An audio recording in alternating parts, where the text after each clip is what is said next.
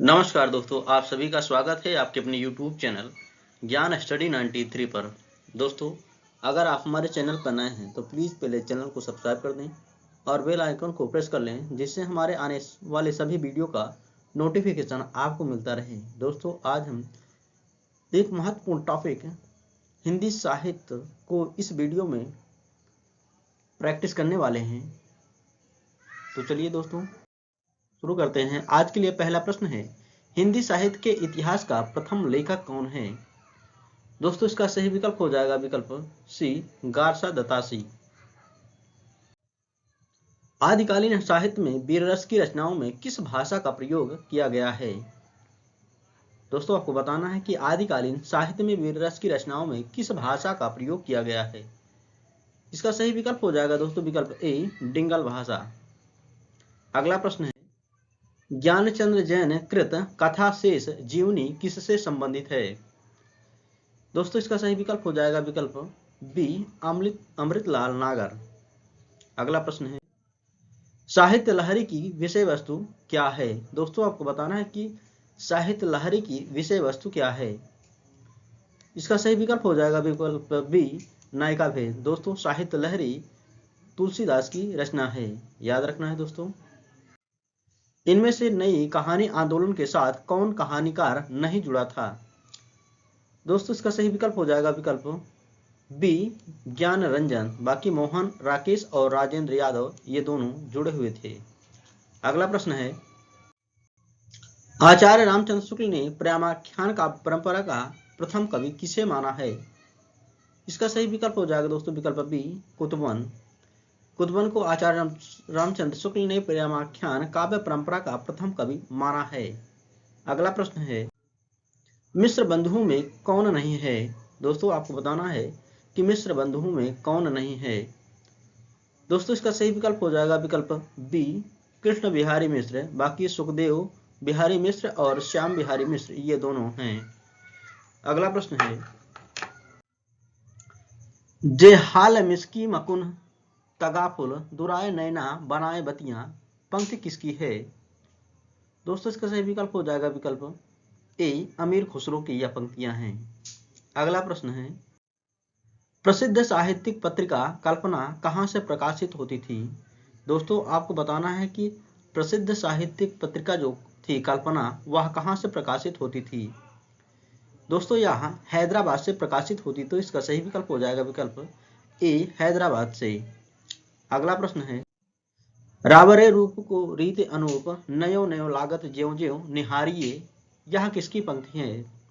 दोस्तों, इसका सही विकल्प हो जाएगा विकल्प बी, यह घनानंद की पंक्ति है।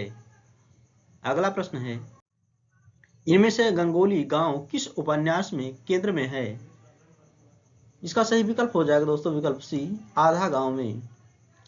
अगला प्रश्न है, कोर्ट मार्शल नाटक समाज की किस समस्या पर आधारित है? दोस्तों, कोर्ट मार्शल नाटक समाज की जातिवाद समस्या पर आधारित है, तो इसका सही विकल्प हो जाएगा विकल्प ए, जातिवाद। अगला प्रश्न है, निम्नलिखित में से कौन सा युग्म संगत है? दोस्तों, आपको बताना है कि कौन सा सही सुमेलित है। दोस्तों, इसका सही विकल्प हो जाएगा विकल्प बी, रसज्ञ रंजन महावीर प्रसाद द्विवेदी जी का है। अगला प्रश्न है, विजय देव नारायण शाही की कविताएं किस सप्तक से संग्रहित हैं? दोस्तों, विजय देव नारायण शाही की कविताएं तीसरा सप्तक से संग्रहित हैं, तो इसका सही विकल्प हो जाएगा विकल्प ए, तीसरा सप्तक से। अगला प्रश्न है, निम्नलिखित में से कौन सा युग्म असंगत है? दोस्तों, इसका सही विकल्प हो जाएगा विकल्प सी, कृष्ण गीतावली सूरदास का नहीं है, यह तुलसीदास का है। इनमें से कौन सा उपन्यास विभाजन समस्या पर आधारित नहीं है? दोस्तों, इसका सही विकल्प हो जाएगा विकल्प बी, आखिरी कलाम। अगला प्रश्न है, छायावाद का पतन किसका ग्रंथ है? इसका सही विकल्प हो जाएगा दोस्तों विकल्प सी, डॉक्टर देवराज। अगला प्रश्न है, ठेले पर हिमालय किसकी रचना है? दोस्तों, आपको बताना है कि ठेले पर हिमालय किसकी रचना है। इसका सही विकल्प हो जाएगा दोस्तों विकल्प ए, धर्मवीर भारती का। हिंदी भाषा का संबंध किससे है? दोस्तों आपको बताना है कि हिंदी भाषा का संबंध इनमें से किस अपभ्रंश से है?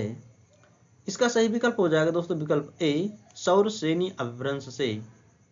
अगला प्रश्न है, इनमें से कौन सी रचना अवधि में नहीं है? दोस्तों आपको बताना है कि इनमें से कौन सी रचना अवधि भाषा में नहीं लिखी गई है। दोस्तों इसका सही विकल्प हो जाएगा विकल्प बी, कवितावली अवधि भाषा में नहीं लिखी गई है। दोस्तों कवितावली ब्रज भाषा में लिखी गई है। अगला प्रश्न है, देसिल बयना सब जनमिठा किसका कथन है? दोस्तों इसका सही विकल्प हो जाएगा विकल्प ए, विद्यापति का। अगला प्रश्न है, आधुनिक काल में गद्य का आविर्भाव सबसे प्रधान घटना है, यह कथन किसका है? दोस्तों इसका सही विकल्प हो जाएगा विकल्प सी, रामचंद्र शुक्ल का। अगला प्रश्न है, कर्मवीर के संपादक थे। दोस्तों आपको बताना है कि कर्मवीर पत्रिका के संपादक कौन थे? दोस्तों इसका सही विकल्प हो जाएगा विकल्प बी, माखनलाल चतुर्वेदी।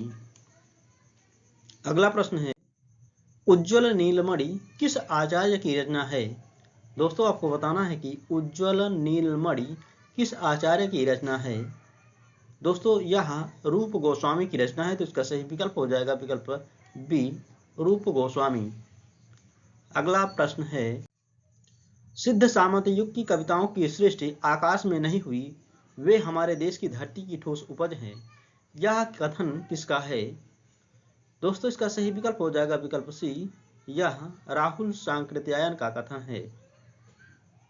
अगला प्रश्न है, अपभ्रंश के कवियों को विस्मरण करना हमारे लिए हानि की वस्तु है, यही कवि हिंदी काव्यधारा के प्रथम स्रष्टा थे, यह कथन किसका है? दोस्तों इसका सही विकल्प हो जाएगा विकल्प बी, राहुल सांकृत्यायन का। अगला प्रश्न है, यह कहानी 16वीं शताब्दी के बाद की लिखी हुई है और रासों में प्रचित हुई है, पद्मावती समय के विषय में यह कथन किसका है? दोस्तों इसका सही विकल्प हो जाएगा विकल्प बी, हजारी प्रसाद द्विवेदी का। अगला प्रश्न है, हिंदी साहित्य का सर्वश्रेष्ठ विरह वर्णन नागमती का विरह वर्णन किस ग्रंथ में संकलित है? दोस्तों इसका सही विकल्प हो जाएगा विकल्प ए, पद्मावत में। दोस्तों पद्मावत मलिक मोहम्मद जायसी की रचना है, दोस्तों आपको याद रखना है। दोस्तों सभी प्रश्न एग्जाम की दृष्टि से बहुत ही महत्वपूर्ण हैं। अगला प्रश्न है, मलिक मोहम्मद जायसी ने आखिरी कलाम में किस बादशाह की प्रशंसा की है? दोस्तों इसका सही विकल्प हो जाएगा विकल्प ई, उपर्युक्त में से कोई नहीं, क्योंकि मलिक मोहम्मद जायसी ने आखिरी कलाम में शहंशाह का प्रशंसा की है। अगला प्रश्न है, शिवराज भूषण में कितने अलंकारों का निरूपण हुआ है? दोस्तों इसका सही विकल्प हो जाएगा विकल्प ई, इनमें से कोई नहीं, क्योंकि शिवराज भूषण में 105 दोस्तों 105 अलंकारों का प्रयोग हुआ है, याद रखना है दोस्तों। नेक्स्ट प्रश्न है, केशवदास किस राजा के आश्रय में थे? दोस्तों इसका सही विकल्प हो जाएगा विकल्प सी, ओरछा के राजा इंद्रजीत सिंह के। अगला प्रश्न है, भारतेंदु जी जिस प्रकार वर्तमान गद्य भाषा के स्वरूप प्रतिष्ठा थे, उसी प्रकार वर्तमान साहित्य परंपरा के प्रवर्तक, यह कथन किसका है? दोस्तों आपको बताना है कि यह कथन किसका है। दोस्तों इसका सही विकल्प हो जाएगा विकल्प सी, रामचंद्र शुक्ल का। अगला प्रश्न है, कविता करके तुलसी न लसे, कविता लसी पर तुलसी की कला, तुलसीदास के लिए यह प्रशस्ति वचन इनमें से किसका है? दोस्तों इसका सही विकल्प हो जाएगा विकल्प ए, अयोध्या सिंह उपाध्याय हरिऔध। अगला प्रश्न है, सुनकर क्या तुम भला करोगे मेरी भोली आत्मकथा, अभी समय भी नहीं थकी सोई है मेरी मीन व्यथा, उपर्युक्त पंक्तियां किसकी हैं? इसका सही विकल्प हो जाएगा विकल्प ए, जयशंकर प्रसाद की। निम्नलिखित में से तीसरा सप्तक के कवि हैं कौन हैं?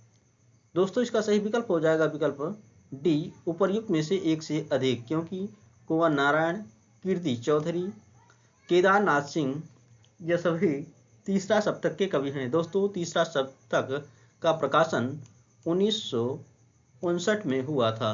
याद रखना है दोस्तों। अगला प्रश्न है, मुख्यतः दलित वर्ग का चित्रण प्रेमचंद के किस उपन्यास में किया गया है? दोस्तों इसका सही विकल्प हो जाएगा विकल्प सी, कर्मभूमि में दलित वर्ग का चित्रण प्रेमचंद ने किया है। अगला प्रश्न है, अमृतलाल नागर द्वारा रचित यशपाल बड़ा ठोस आदमी है, यह कौन सी विधा है? इसका सही विकल्प हो जाएगा दोस्तों विकल्प ए, संस्मरण। अगला प्रश्न है, महादेवी वर्मा की किस कृति में जीव जंतु और पशु पक्षियों से संबंधित संस्मरण है?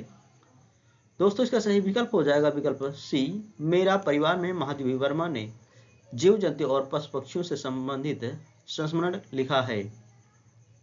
अगला प्रश्न है, गीता की कसम खाकर कहती हूँ जो कहूंगी सच कहूंगी, कचहरी में तो व्यक्ति कटघरे में खड़ा कसम खाकर झूठ बोल जाता है, परंतु आत्मा का कटघरा बड़ा तीखा है, उपर्युक्त कथन किसका है?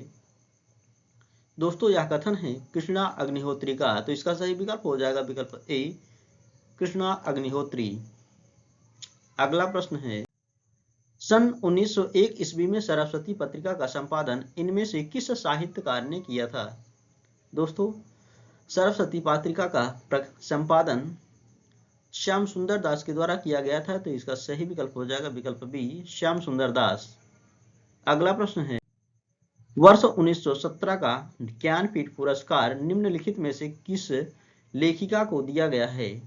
दोस्तों वर्ष 1917 का ज्ञानपीठ पुरस्कार कृष्णा सोबती को दिया गया था, तो इसका सही विकल्प हो जाएगा विकल्प ए, कृष्णा सोबती।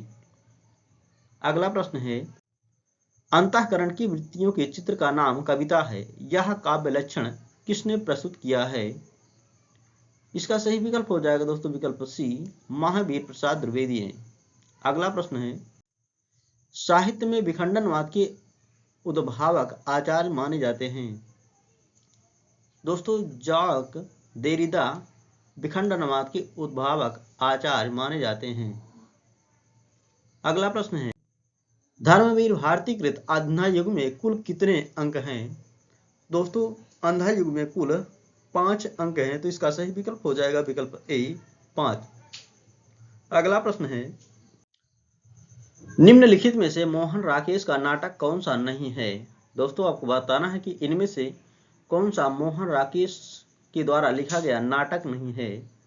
इसका सही विकल्प हो जाएगा दोस्तों विकल्प ई, इनमें से कोई नहीं, क्योंकि लहरों के राजहंस, आधे अधूरे और आषाढ़ का एक दिन, ये सभी मोहन राकेश के द्वारा लिखे गए नाटक हैं। अगला प्रश्न है, निम्नलिखित में से कौन सा मनोविश्लेषणात्मक शैली के उपन्यासकार हैं? दोस्तों इसका सही विकल्प हो जाएगा विकल्प सी, इलाचंद जोशी। अगला प्रश्न है, प्रेमचंद के किस कहानी में बाल चरित्र का अनोखा वर्णन है? दोस्तों प्रेमचंद की ईदगाह कहानी में बाल चरित्र का अनोखा वर्णन है, तो इसका सही विकल्प हो जाएगा विकल्प सी, ईदगाह। अगला प्रश्न है, कविता और छंद में घनिष्ठ संबंध है, कविता हमारे प्राणों का संगीत है, छंद हृदय कंपन, कविता का स्वभाव ही छंद में लयमान होता है, उपर्युक्त कथन किसका है? दोस्तों इसका सही विकल्प हो जाएगा विकल्प सी, सुमित्रा नंदन पंत का। दोस्तों आज के लिए आखिरी प्रश्न है, मुक्तिबोध की कविता के प्रयोगवाद और प्रगतिवाद का रासायनिक मिश्रण है, वे एक ही साथ प्रयोगवादी भी हैं और प्रगतिवादी भी, उपर्युक्त कथन किसका है? दोस्तों इसका सही विकल्प हो जाएगा विकल्प ए, बच्चन सिंह का। दोस्तों अब आज के लिए इतना ही, मिलते हैं नेक्स्ट वीडियो में। Thank you so much.